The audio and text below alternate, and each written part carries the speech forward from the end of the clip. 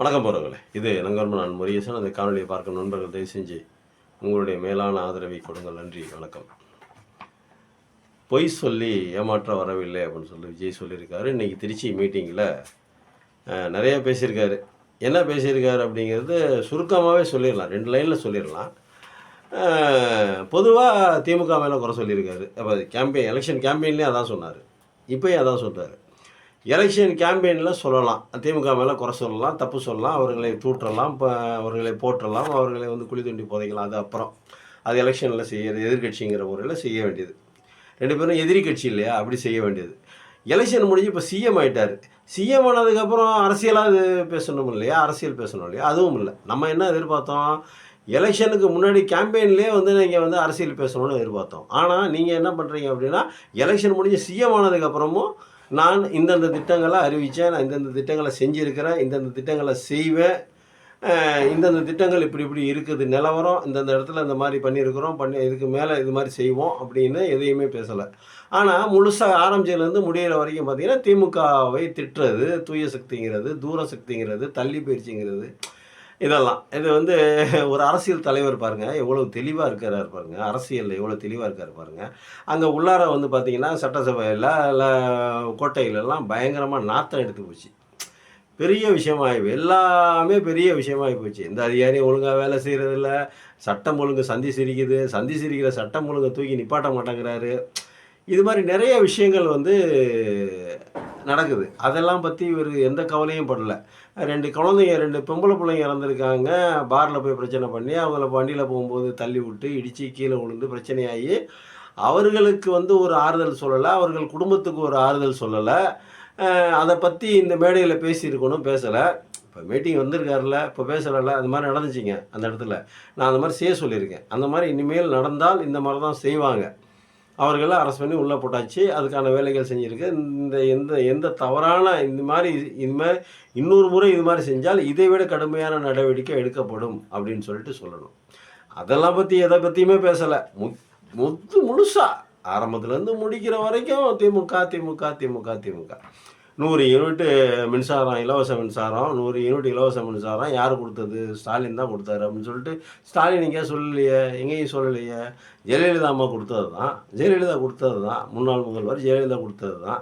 ஸ்டாலின் நான் கொடுத்தேன்னு இங்கே இது வரைக்கும் சொல்லியிருக்காரா? திமுக கவர்மெண்ட்டு கொடுத்துக்கிட்டு இருக்குது அப்படின்னு தான் சொல்லியிருப்பார் ஒழிய நான் தான் முத கொடுத்தேன் அப்படின்லாம் சொல்லலை. இது ஏன் அண்டர்லைன் பண்ணி சொல்லணும்?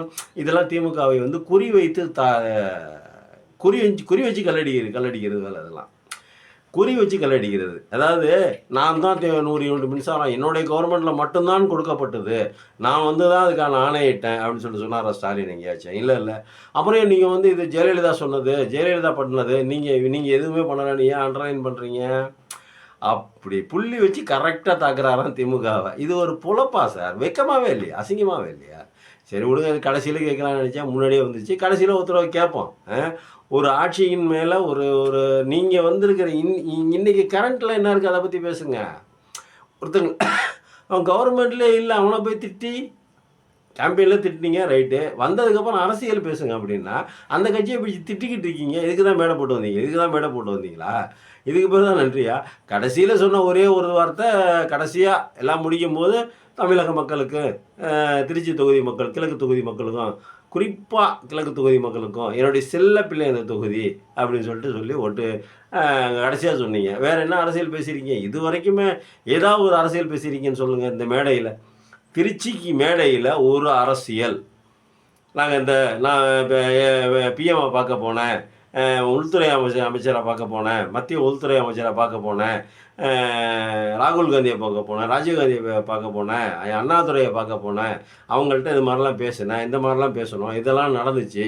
பிரதமரை போய் பார்த்தோம், நம்மளோட கோரிக்கைகளை எடுத்து சொன்னோம், இந்த மும்மொழி கொள்கையை பற்றி சொன்னோம், இருமொழி கொள்கையை பற்றி பேசினேன், இல்லை நம்ம அதாவது அந்த வந்தே மாதரம் பாடல் பாடுறது அதை பற்றி பேசினேன், இல்லை தமிழ் தாய் வாழ்த்தை முதல்ல பாடணும், அதை நான் வலியுறுத்திட்டு வந்தேன். இதெல்லாம் கொடுத்துருக்காரு, 2-3 அப்ளிகேஷனை கொடுத்துருக்காரு. இருக்கட்டும், இதெல்லாம் பேசணும்னு சொல்லணும்ல, இந்த மேடையில் பேசணும்ல, அதுக்காக தானே இந்த மேடை. நான் இந்த மாதிரியான ஏற்பாடுகள் பண்ணியிருக்கேன். நான் சொடுக்கு போட்டால் அமித்ஷா நடுங்குவார், நான் சொல்கிற எல்லா வார்த்தையும் அவங்க கேட்டுக்கிட்டாங்க. உங்களுக்கு கண்டிப்பாக செஞ்சு தரேன்னு சொல்லியிருக்காங்க. அதிக நிதி கேட்டேன், அதுக்கு எல்லாத்தையும் செஞ்சு கொடுக்குறேன்னு சொன்னாங்க. இந்தி திணிக்கக்கூடாதுன்னு சொன்னேன். இல்லை நீங்கள் உங்களுடைய பெர்மிஷன் இல்லாமல் இந்தியை நாங்கள் உள்ளே கொண்டு வரவே மாட்டோம், அதை பற்றி பேசவே மாட்டோம் நாங்கள் அப்படின்னு சொல்லிட்டாங்க. ஏதாவது ஒன்று சொல்லணும்ல. ஏன் அரசியல் பேசுனா இங்கேயும் வந்து எதிர்கட்சியை பற்றி திட்டிகிட்டு இருக்கிற? நீ அரசியல்வாதி தானே, நீ சிஎம் தானே, நீ சிஎம் பதவி ஏற்றுட்டல, இப்போ நீ எதிர்கட்சியை பற்றி பேசுறதுக்கான என்ன காரணம்? எதிர்கட்சி உங்கள் மேலே ஏதாவது வில்லங்கப்பட்டுச்சா? 6 மாதம் பேசாமல் இருப்போம்னு சொல்லிட்டு 6 அரை மணி நேரத்தில் பேச ஆரம்பிச்சிட்டாங்களாம். 6 மாதம் பேசாமல் இருப்போம்னு தான் சொன்னார். அது உண்மை தான். எலெக்ஷன் கரூர் சம்பவத்திலே அதான் சொன்னார். இங்கே ஒரு தலைவன் தன்னுடைய தொண்டர்கள் இறப்பதை விரும்ப மாட்டான், அவன் இந்த வேலையை செய்ய மாட்டான், இதில் ஏதோ வேறு ஏதோ நடந்திருக்குது, அதை விசாரிக்கணும், விசாரணை முடிஞ்சதுக்கு தான் தெரியும்னு சொல்லிட்டு ஜெனியூனாக சொன்னால் ஒரு முதல்வர். உங்களை மாதிரி இப்போ நீ பேசுகிற மாதிரி போட்டு தடக்கு முடக்கு அப்படி இப்படி பேசுகிறேன்னு சொல்லிட்டு பேசலையே அவர் பேசியிருந்தா நினச்சிருந்தா கைது பண்ணி உங்களை உள்ளே வச்சுருக்கலாமே, 6 மாதம் உள்ளே வச்சுருக்கலாமே, குண்டர் சட்டத்தில் கூட போடலாம். 43 பேர் இல்லை, மொத்தம் 53 பேரோ 54 பேரோ, 42 பேர் மட்டும் இல்லை, 54 பேரோ 53 பேரோ, 53 பேர் செத்ததுக்கான எந்த தடையும் இல்லாமல் அழிச்சிருவீங்க. ஆனால் அந்த சிபிஐயில் கேஸில் இருக்குது, அது வந்து என்னைக்காவது விட்டு போகாது. நியாயம் ஒரு நாள் ஜெயிக்கும், பார்ப்போம், பேசுவோம் இன்னொரு நாளைக்கு.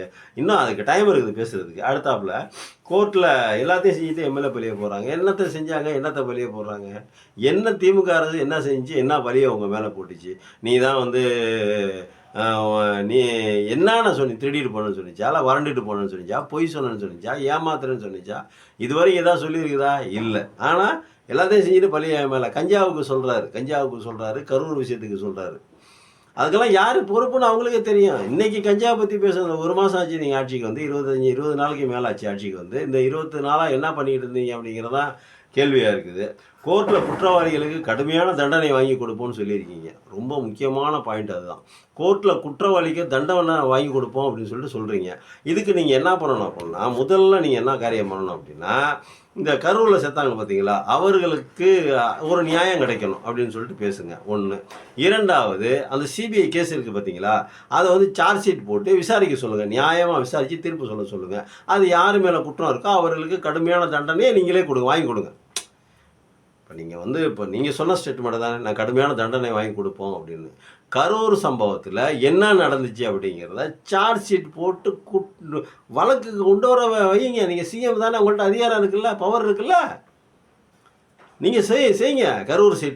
கரூரில் நடந்தது என்ன, அது சார்ஜ் ஷீட்டு போட்டு கோர்ட்டில் கொடுக்க சொல்லுங்கள்.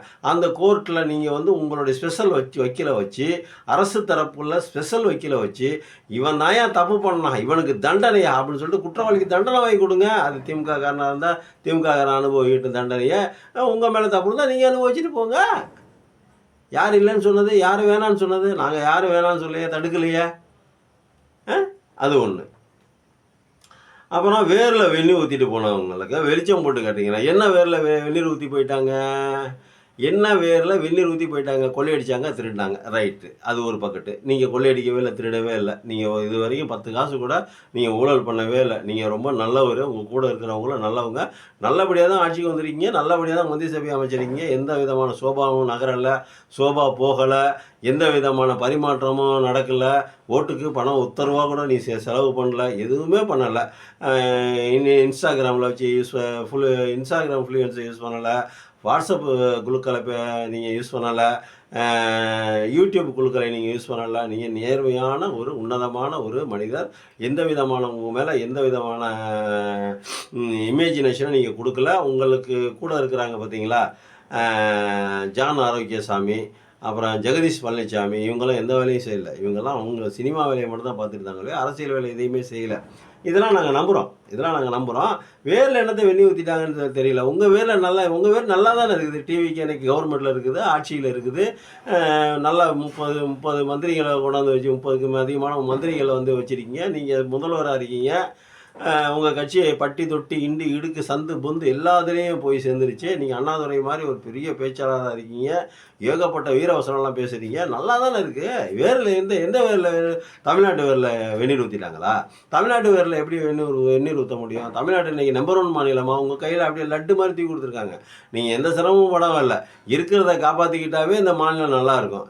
லட்டு அல்வா துண்டு மாதிரி உங்கள் கையில் மாநிலத்தை கொடுத்துருக்காங்க முன்னாள் முதல்வர். ஜிடிபியில் வந்து 11.7% இருக்குது, 11.5லேருந்து 12க்குள்ளார அது ஒரு இதில் இருக்குது. இந்தியாவிலே இல்லை, இந்தியாவே இல்லை. இந்தியாவில் எந்த மாநிலத்திலையும் அந்த இந்த இந்த ஜிடிபி இல்லை, இந்தியாவிலேயும் அந்த ஜிடிபி இல்லை. 6, 6, 7, 5ன்னு தடுமாறி தட்டுக்கிட்டு போய் நிற்கிது. ஆனால் இந்த தமிழ்நாடு 11.7, 11.5லேருந்து 12%. இது ஒரு பெரிய சாதனை, அதையும் நீங்கள் மறந்துடக்கூடாது. வேற என்ன கல்வியில் என்னது என்னமோ ஒரு என்டோஸ்மெண்ட்னு ஒன்று சொல்லுவாங்களே, உயர்கல்விக்கு போகிறவங்க எல்லாத்துலேயும் நம்பர் 1 தான் இருக்குது, மருத்துவத்தில் நம்பர் 1 இருக்குது, பொருளாதாரத்தில் நம்பர் 2 இருக்குது. விவசாய பொருள்களில் கிட்டத்தட்ட ஒரு தன்னிறைவு அடைஞ்சிருக்குது. விவசாயத்தில் நிறைய வருமானம் வருது. விவசாயிகள் நல்லா இருக்காங்க. இன்னும் நிறையா இருக்குது, இன்னும் நிறைய செய்ய வேண்டிய இருக்குது, இல்லைன்னு சொல்லலை. இன்னும் குறைகளும் இருக்குது. திமுக ஆட்சியில் குறைகளே இல்லைன்னு சொல்ல வரல. ஊழல் இருந்துச்சு, லஞ்சம் இருந்துச்சு, ஊழல் இருந்துச்சு. ஊழல் நீங்கள் நம்ம ஆட்சியில் ஊழல் இல்லையா அப்படிங்கிறத நீங்கள் தான் யோசித்து பார்க்கணும். ஏன்னா நம்பர் 1 மாநிலமாக சிஎம் தூக்கி உங்கள்கிட்ட கொடுத்துட்டு போயிருக்காரு. நீங்கள் வந்து அவர் மேலே குறை சொல்லிக்கிட்டே இருக்கீங்க. நீங்கள் இருக்கிறத மெயின்டைன் பண்ணுறீங்களான்னு மட்டும் பாருங்கள். இருக்கிறதை இவ்வளோ உயரத்தில் இருக்கிறத கீழே இறங்காமல், மேலே போடலாம் கூட பரவாயில்ல, கீழே இறங்காமல் பார்த்துக்குங்க, அது ஒன்று போதும். அப்புறம் வேரெலாம் வெளியே ஊற்றிட்டாங்க, அது உங்கள் வேரில் வெளியில் ஊற்ற முடியாது. இனிமேல் நீங்கள் வந்து நிரந்தர சிஎம்னு ஊரெல்லாம் போஸ்ட் அடித்து விட்டிருக்காங்க. பாவம், எதுவும் நிரந்தரம் இல்லைங்கிறது உங்களுக்கு தெரியலை. எதுவுமே நிரந்தரம் இல்லைங்கிறது தெரியலை. திமுக எம்ஜிஆர் அதிமுக நிரந்தரமாக இருக்கும் அப்படின்னு தான் நினச்சாங்க எல்லாரும். போயிடுச்சு, புட்டுக்குச்சு. திமுக நிரந்தரமாக இருக்குன்னு தான் நாங்களே சொல்லிக்கிட்டு இருந்தோம். ஆனால் திமுக இந்த தடவை தோல்வி தெரிவிச்சு, நீங்கள் இப்போ நிரந்தரமாக முதல்வராக இருப்பீங்க, நிரந்தரமாக நான் 50 வருஷத்துக்கு நாங்கள் தான் அப்படின்னு சொல்லிட்டு என் நண்பரே ஒருத்தர் சொன்னார், நான் 50 வருஷத்துக்கு நாங்கள் தான் அப்படின்னா. ரைட்டு, நல்லா இருங்க. ஆனால் மக்களின் மனம் அப்பப்போ மாற உள்ளது. மாற்றம் ஒன்று தான் மாற்றம் இல்லாதது. மாறும்போது நீங்களும் கீழே விழுந்து தண்ணி குடிச்சு தான் ஆகணும். அன்றைக்கி நீங்கள் பேசுவான். குதிரை பேரம் பண்ணிட்டாங்கன்னு சொல்கிறாங்க. குதிரை பேரம் பண்ணிட்டாங்கன்னு சொல்லலை. நாங்கள் எங்கேயா குதிரை பேரம் பண்ணிட்டோம்? எந்த குதிரை பேரம் பண்ணணும் தெரியல. நான் குதிரை பேரம் நடக்கலை. எம்எல்ஏக்களை ராஜினாமா பண்ண வைக்கல. எம்எல்ஏக்களை வந்து நீங்கள் வந்து உங்களை பார்த்து சால்வே உங்கள் கட்சியின் பொதுச் செயலாளராக அவர் யாருன்னு தெரியல, அவர் ஆதவர்ஜினா ஒரு அமைச்சர், அவருக்கு வந்து நீங்கள் அவர் ரூமில் போய் யாரும் எந்த அதிமுக காரங்களும் பார்க்கல, அவருக்கு சால்வை அனுபவிக்கலை, அவரும் திருப்பி இவங்களுக்கு சால்வை அனுபவிக்கலை, எந்த விதமான பணமும் கொடுக்கல. நீங்கள் வந்து ஒரு தூய சக்தி, நீங்கள் வந்து ஒரு நல்ல சக்தி அப்படின்னு வச்சுக்கோங்க. அதை குறைபேரெல்லாம் நடக்கவே இல்லை, இதுவரைக்கும் நடக்கலை. சோபாலாம் போகலை, அதெல்லாம் சும்மா பொய், அப்படி தானே? அது ஒன்று அப்படியே இருக்கட்டும். திமுக தீய சக்தியில் ரொம்ப தூரம் போன சக்தி, தூரம் போன சக்தியான். ரொம்ப தூரம் போயிருச்சான், மக்களை விட்டு, தமிழ்நாட்டை விட்டு தள்ளி குஜராத்துக்கு பக்கத்தில் போயிருச்சான் அப்படின்னு சொல்கிறாரு இவர், நம்ம சிஎம் விஜய். அதெல்லாம் கரெக்டு தான். இன்றைக்கி திமுக இல்லாட்டினா தமிழ்நாடு இந்த லெவலில் இருக்காது. 1947 சுதந்திரம் வாங்கும்போது ஒரிசாவுக்கும் காஷ்மீருக்கும் பாகிஸ்தானுக்கும் நம்ம இது என்ன பீகாருக்கும் உத்தரப்பிரதேசம் தமிழ்நாட்டுக்கும் ராஜஸ்தானுக்கும் எல்லாத்துக்கும் ஒரே நாள் 1947 தான் சுதந்திரம் கிடைச்சது. அந்த சுதந்திரம் கிடைச்சதுக்கப்புறம் இன்றைக்கி நிலைமையை பாருங்கள். 2026 இன்றைக்கி வந்து ஜூன் மாதம் 1ஆம் தேதி. இன்றைக்கி நிலைமையை பாருங்கள். தமிழ்நாடு நம்பர் 1 மாநிலமாக இருக்குது. அதுக்கு காரணம் ஆண்ட 2 கட்சிகள். ரொம்ப தூரம்லாம் போகல. திமுகவெல்லாம் நீங்கள் தமிழ்நாட்டு மக்களை விட்டு எக்காலத்துலேயும் பிரிக்க முடியாது, எந்த காலத்துலேயும் பிரிக்க முடியாது. ரொம்ப தூரமெல்லாம் இல்லை, என்ன கொஞ்சம் தூரம் அறிவாலயத்தில் இருக்காங்க, திருப்பி வருவாங்க. அவங்க தான் ஆட்சி. இன்னும் நீங்கள் சொல்லப்போனால் உங்களால் எதுவுமே செய்ய முடியாது, உங்களுக்கு தெரியாது. நீங்கள் தெரிஞ்சுக்கிறதுக்குள்ளே தமிழ்நாடு தெரிஞ்சா போயிடும். திமுக தான் செய்யும், திமுக மட்டும்தான் நல்லது செய்யும் அப்படிங்கிறத நீங்கள் நம்புங்க முதல்ல. ஏன்னா நீங்கள் செய்ய முடியுமா முடியலையாங்கிறது இப்போ நம்ம கரண்டில் பார்த்துருவோம். ஆனால் அது செஞ்சுட்டு வந்த கட்சி. இன்றைக்கி தமிழ்நாடு இந்த மண் இந்த அளவுகளுக்கு முன்னேறி இருக்குது, எல்லாத்துலேயும் நம்பர் 1ல் இருக்குதுன்னா அதுக்கு திமுக செய்த அரும்பெரும் சாதனைகள் அந்த மாதிரிலாம் இருக்குது.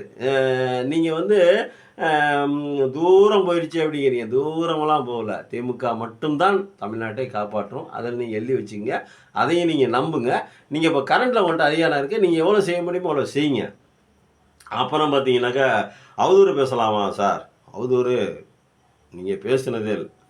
நீங்கள் இது வரைக்கும் ஒரு அவதூறு கூட பேசலை. நீங்கள் எந்த விதமான குற்றமும் பண்ணல. நீங்கள் வந்து ஒரு தூய சக்தி. திமுக தான் அவதூறு பேசியிருக்குது. திமுக தான் எப்படி அவதூறு பேசியிருக்குனாக்கா, ஒரு தலைவன் தன்னுடைய தொண்டர்கள் இறப்பதை விரும்ப மாட்டான், இதில் வேறு ஏதோ நடந்திருக்குது, நெரிசலில் தான் இறங்குறதுக்கு வாய்ப்பு இருக்குது, விசாரணை வாய்ப்போம் அப்படின்னு சொல்லிட்டு சொன்ன ஒரு முதல்வர் தீய சக்தி. ஆனால் உங்களுக்காக செத்தவங்களை எனக்கும் இதுக்கும் சம்மந்தமே இல்லை, எல்லாத்துக்கும் திமுக தான் காரணம் அப்படின்னு பழிய போட்ட நீங்கள் சூப்பர் சக்தி. ஓட்டுக்கு காசு கொடுக்கவே இல்லை, நீங்கள் கொடுக்கவே இல்லை. நீங்கள் வந்து சத்தியமாக ஓட்டுக்கு காசு கொடுக்கல, எந்த தொகுதியிலையும் காசு கொடுக்கல, ஒத்த ரூபா கூட நீங்கள் செலவு பண்ணல. நீங்கள் ஓட்டுக்கு காசு கொடுக்கல, இன்ஸ்டாகிராமில் நீங்கள் பண்ணலை, பல ஆயிரம் கோடி ரூபா பல 100 கோடி ரூபா செலவு பண்ணி நீங்கள் வந்து ப்ரொமோஷன் பண்ணல விஜயை. நீங்கள் வந்து அவருடைய வளர்ச்சியை வந்து நீங்கள் எடுத்துக்கொண்டு போய் எல்லாத்துக்கும் ஒவ்வொரு மொபைலோட எல்லா மொபைலுக்கும் வாட்ஸ்அப் குழுக்கள் மூலமாக கொண்டு போய் சேர்க்கவே இல்லை. சத்தியமாக நீங்கள் சேர்க்கலை, நாங்கள் நம்புகிறோம். நீங்கள் வந்து ஓட்டுக்கு காசு கொடுக்கவில்லை, எதுவும் கொடுக்கவில்லை. மாநில உரிமைகள், நதிநீர் பங்கீடு, சமூக நீதி, இதெல்லாம் எதையுமே விட்டு கொடுக்க மாட்டோம், எல்லாத்தையும் நிறைவேற்றிடுவோம். சாதியை கடந்திருக்கோம், இத்தனை வருடங்களாக இருந்து சாதியை உடைச்சிருக்கோம், இத்தனை வருடங்களாக இந்த மதத்தை உடைச்சிருக்கிறோம். மதத்தை உடைச்சிருக்கிறோம், ரைட்டு. நீங்கள் இந்த 5 வருஷத்தை கம்ப்ளீட் பண்ணுங்க, அப்புறம் பார்ப்போம். நீங்கள் பேசுகிறதெல்லாம் பேசுகிற டயலாக் தான் பேசுகிறீங்க. இன்னும் நீங்கள் ஆட்சிக்கு வந்து 20 நாளாக இது வரைக்கும் ஒன்றும் செய்யலை. இதே ஸ்டாலின் வந்திருந்தாருன்னா இதில் முக்கால்வாசி தப்பு கிட்டத்தட்ட 90-85% தவறு குறைஞ்சிருக்கும். தவறே நடக்கலைன்னு சொல்லலை, திமுக ஆட்சியில் தவறு நடக்கலைன்னு சொல்லலை. எல்லாத்துக்கும் நீங்கள் என்ன சொன்னீங்க, தவறுகள் நடக்குது, பாலியல் குற்றங்கள் அதிகரிச்சிருச்சு, பெண்களுக்கு பாதுகாப்பு இல்லை அப்படிங்கன்னு சொல்லி தானே நீங்கள் ஆட்சிக்கு வந்தீங்க. இப்போ உங்கள் ஆட்சியில் ஏன் இப்படிலாம் நடக்குது, அதை நீங்கள் கேட்கணும்ல. சம்மந்தப்பட்ட அதிகாரி கூப்பிட்டு, அந்த ஊரில் இருக்கிறவங்க கூப்பிடியா, முதல்வர் பிஏட்ட சொல்லி வர சொல்லியா, சிஎம் வர சொல்லுன்னு சொல்லி கூப்பிடு, என்னான்னு கேளு. அந்த சம்மந்தப்பட்ட போலீஸ் ஸ்டேஷன் அதை கூப்பிட்டு என்னான்னு கேளு, இங்கே வா, என்ன மேட்ரு, என்னையா நடக்குது, என்னையா வேலை பார்க்க முடியும்னு சொல்லுங்கள், நான் முடியலன்னு சொல்லுங்கள். உங்கள் சுப்பீரியர் ஆஃபீஸரை கூப்பிடுங்க, எல்லாத்தையும் கூப்பிடுங்க, டிஜிபியை கூப்பிடுங்க, வா உட்காரு, என்ன நடக்குது உன் ஊரில், என்ன கல்யாண வீட்டில் நுழைஞ்சி அடிச்சுக்கிறாங்க, என்னையா அது நடக்குது, இதெல்லாம் என்ன நாடா, இது என்னையா அது தமிழ்நாடு தானா, இல்லை பீகார் மாதிரி அங்கிட்டு போயிட்டோமா அப்படின்னு கேட்க வேண்டியது தானே. அதையும் கேட்கல, அதெல்லாம் கேட்கல. சமூக நீதி பேசுகிற உரிமைகள், மாநில உரிமைகள் எதுவும் நிலைநாட்டிட்டீங்க. இப்போ நீங்கள் வந்து வந்தே மாதர பாடலை தூக்கிட்டீங்களா லிஸ்ட்டில் இருந்து, இது மாநில உரிமை சம்மந்தப்பட்டது. ஏன்னா கல்வியை வந்து பொதுப்பட்டியலில் இருக்குது, அதை வந்து மாநில பட்டியலில் கொண்டு வாங்க. இதெல்லாம் வந்து நீங்கள் செஞ்சீங்கன்னா அதெல்லாம் நல்லது. ஊழல் இல்லாத ஆட்சியை கொடுப்பேனுங்கிறது ரொம்ப முக்கியமான ஒரு வார்த்தை. முதல்ல சொன்ன மாதிரி எந்த விதமான குதிரை பேரமும் நடக்கலை, யாருக்கும் காசு கொடுக்கல, எந்த எம்எல்ஏக்கும் காசு கொடுக்கல. அவங்க ஆதவர்ஜனாவோட மாமியார் இதில் நின்னாங்க, நம்ம திருச்சி லால்குடியில் நின்னாங்க. அந்த தொகுதியில் 10 நயா பைசா கூட யாருக்கும் கொடுக்கல, எந்த செலவும் இல்லை, யாரும் பண்ணலை. அது ஒன்று. அப்புறம் வந்து என் கடன் மக்களுக்கு பணி செய்து கிடப்பதே அப்படிங்கிறார். உங்கள் கடன் வந்து மக்களுக்கு பணி செய்து கிடப்பதே அப்படிங்கிறாரு. சிங்கப்பெண்ணை ஆரம்பிக்கிறதுக்கு பதிலாக வீட்டுக்கு கிரக பிரவேசத்துக்கு போயிட்டு வரீங்க, பட்டு வேட்டி பட்டு சட்டை கட்டிக்கிட்டு. சட்டசபைக்கு காலையில் 10 மணிக்கு போயிடுறீங்க, நைட்டு சாயங்காலம் தான் வீட்டுக்கு போகிறீங்களாம். ரொம்ப சின்சியராக இருக்கீங்களாம். எவ்வளோ நேரம் வேலை பார்க்குறீங்கிறது முக்கியம் இல்லை, என்ன வேலை பார்க்குறீங்கிறது தான் முக்கியம். நீங்கள் மற்ற கட்சி மேலே அவதூறு சொல்கிறத விட்டுட்டு உங்களுக்கு கீழே இருக்கிற உங்களுக்கு இருக்கிற அதிகாரத்தை பயன்படுத்தி உங்கள் ஆட்சியை நீங்கள் நடத்துங்க. உங்கள் ஆட்சியை வேற ஒருத்தர் நடத்தாமல் பார்த்துக்குங்க. நன்றி, வணக்கம்.